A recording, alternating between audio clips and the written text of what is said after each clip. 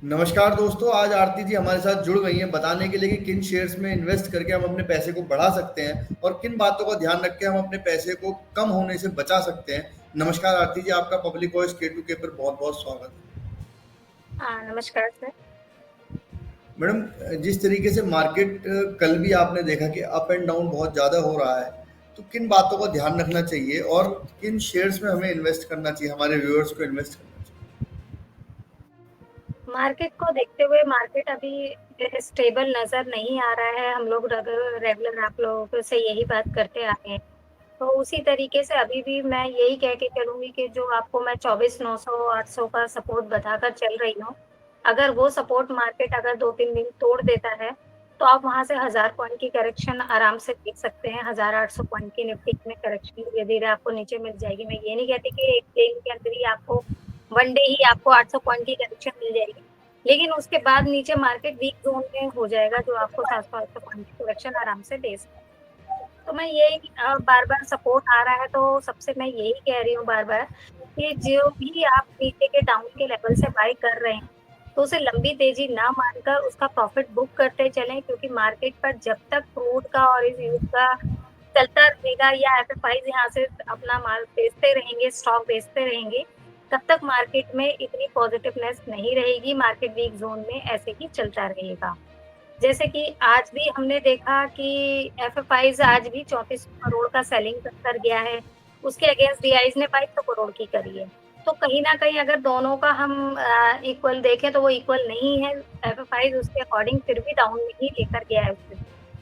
तो जिसकी वजह से मार्केट में आज भी 24,900 का ट्रेंड क्लियर कर उसने फिर वापस पॉज़िटिव की तरफ आ गया था मार्केट। लेकिन अगर कल भी यही हाल रहा तो मार्केट शायद 24,900 का लेवल तोड़ सकता है।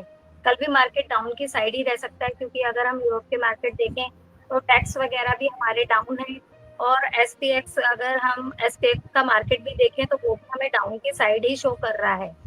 और दूसरा इंडिकेशन हमारा गोल्ड सिल्वर का भी बन रहा है, क्योंकि अगर मार्केट डाउन जा रहा है तो पैसा गोल्ड सिल्वर की तरफ जाता है एमसीएक्स में। तो वो पैसा भी उसकी साइड जाते हुए गोल्ड और सिल्वर में थोड़ी तेज़ी नज़र आ रही है। तो जो लोग बाइंग कर रहे हैं, अभी डिप आया था थोड़ा-सा गोल्ड और सिल्वर में, तो उम्मीद करते हैं कि यहाँ से गोल्ड और सिल्वर फिर से रिकवरी ले सकता है। मैडम, क्या लगता है आपको कि जिस तरीके से मार्केट इतना ऊपर नीचे हो रहा है, क्या क्या कारण है जो इस मार्केट को इतना अप डाउन करने में हेल्प कर रहे हैं? देखिए, मैंने 3-4 रीज़न आपको भी पहले भी दिए थे कि मार्केट के अंदर सबसे पहला रीज़न था क्रूड का। क्योंकि क्रूड इतना बढ़ गया था, उस हिसाब से अभी इतना डाउन में नहीं है। लेकिन क्रूड का एक स्टेबल ना होना भी एक मार्केट का है। दूसरा, हमारे यहाँ से एफएफआईज़ की बाइंग खत्म होना और उसका सेलिंग ज़ोन बनाना और वो यहाँ से अपना चाइना की मार्केट के अंदर वहाँ पर इन्वेस्ट करना। ये 2-3 ऐसी चीज़ें बन रही हैं जो मार्केट को पॉज़िटिवनेस से रोक रही हैं।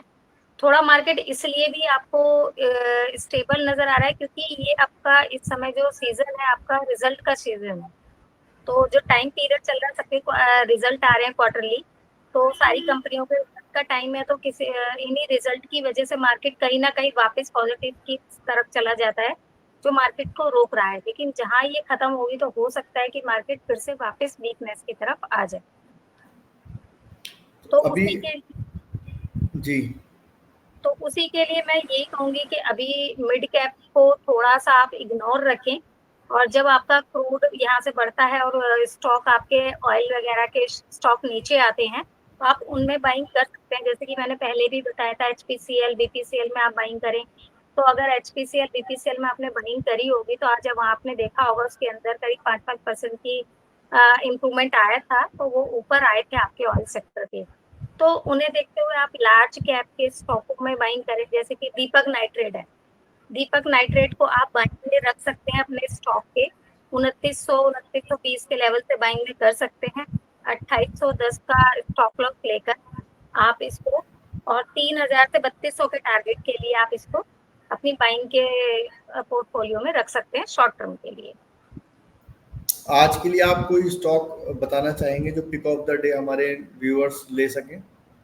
ये मैंने पिक ऑफ द डे आपको दीपक नाइट्रेट उसी स्टॉक में बताया है। थोड़ा जी। लार्ज कैप में है, स्मॉल कैप में नहीं है, तो ये आप इसको रख सकते हो दीपक नाइट्रेट को अपने बाइंग के लिए।